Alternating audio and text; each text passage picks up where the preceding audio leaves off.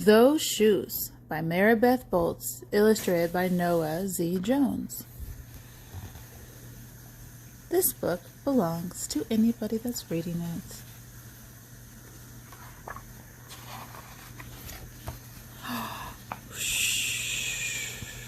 Leaves blowing.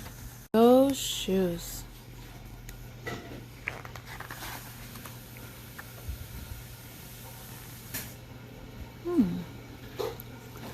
I have dreams about those shoes. Black high tops, 2 white stripes.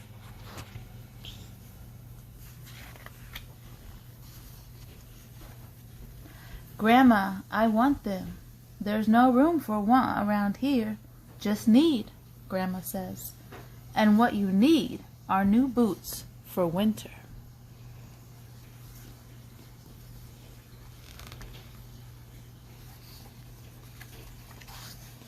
Brandon T. comes to school in those shoes.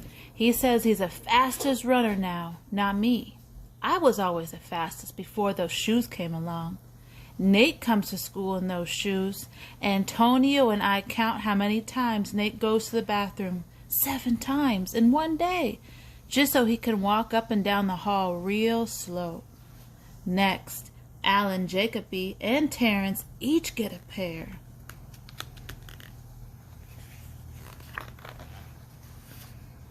Then one day, in the middle of kickball, one of my shoes come apart. Looks like you could use a new pair, Jeremy, Mr. Alfrey, the guidance counselor says. He brings out a box of shoes and other stuff he has for kids who need things. He helps me find the only shoe that are my size. Velcro, like the ones my little cousin Marshall wears. They have an animal on them from a cartoon I don't think any kid ever watched.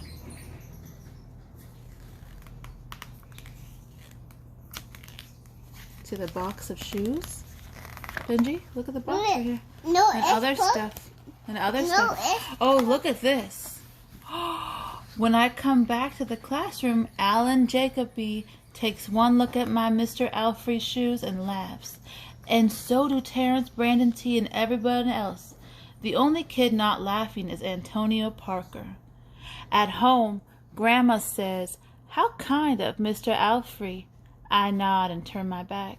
I'm not going to cry about my dumb shoes, but when I'm writing my spelling words later, every word looks like the word shoes, and my grip is so tight on my pencil I think I might burst. On Saturday, Grandma says, "Let's check out those shoes you're wanting so much. I got a little bit of money set aside. Might be enough. You never know." At the shoe store, Grandma turns those shoes over so she can check the price.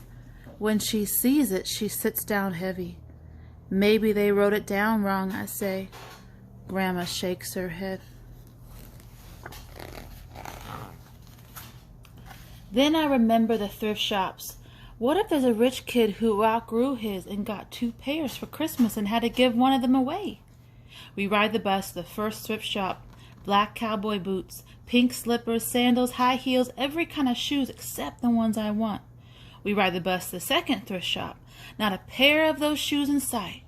Around the corner, third thrift shop, I see something in the window.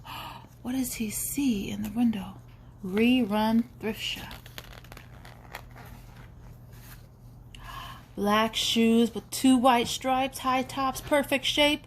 $2.50, those shoes. My heart is pounding as hard as I take off my shoes and hitch up my baggy socks. "How exciting," Grandma says. "What size are they?" I shove my foot into the first shoe, curling my toes to get my heel in. "I don't know, but I think they fit."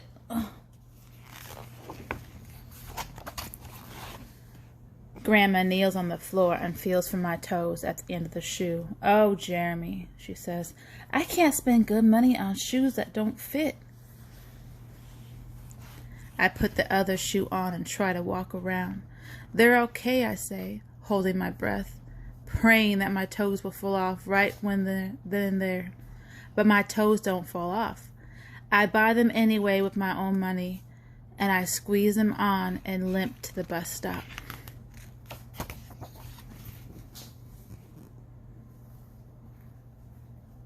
At home, a few days later, Grandma puts a new pair of snow boots in my closet and doesn't say a word about my 2 big feet shoving around in my 2 small shoes.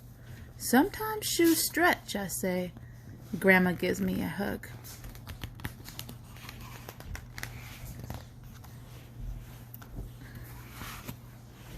I check every day, but those shoes don't stretch. I have to wear Mr. Alfrey's to school instead. One day, during math, I glance at Antonio's shoes. One of them is taped up, and his feet look smaller than mine. After school, I head to the park to think. Antonio is there, the only kid who doesn't laugh at my Mr. Alfrey shoes. We shoot baskets. A loose piece of tape on Antonio's shoes smacks the concrete every time he jumps. I think I'm not going to do it. We leap off the swings. I'm not going to do it. We race from one end of the playground to the other. I'm not going to do it, I say. Do what? Antonio says, breathing hard.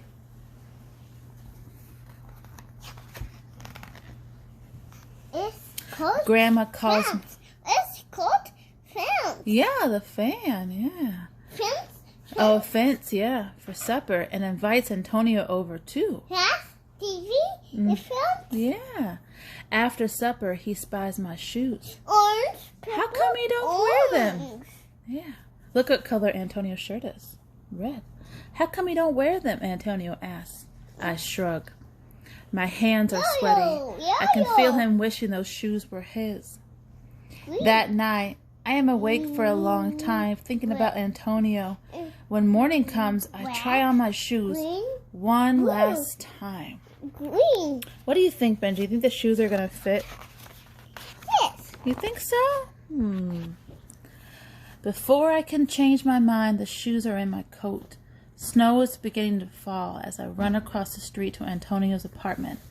I put the shoes in front of the door, push the doorbell, and run.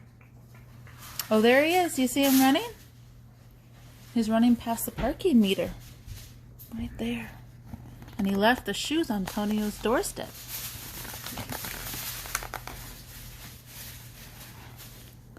At school, Antonio is smiling big in his brand new shoes. I feel happy when I look at his face and mad when I look at Mr. Alfrey's shoes. But later, when it's time for recess, something happens. Everywhere there is snow. Leave your shoes in the hall and change into your boots, the teacher announces. Leave your shoes in the hall. And then I remember that I have in my backpack new boots. New black boots that no kid has ever worn before. Standing in line to go to recess, Antonio leans forward and says, "Thanks." I smile and give him a nudge.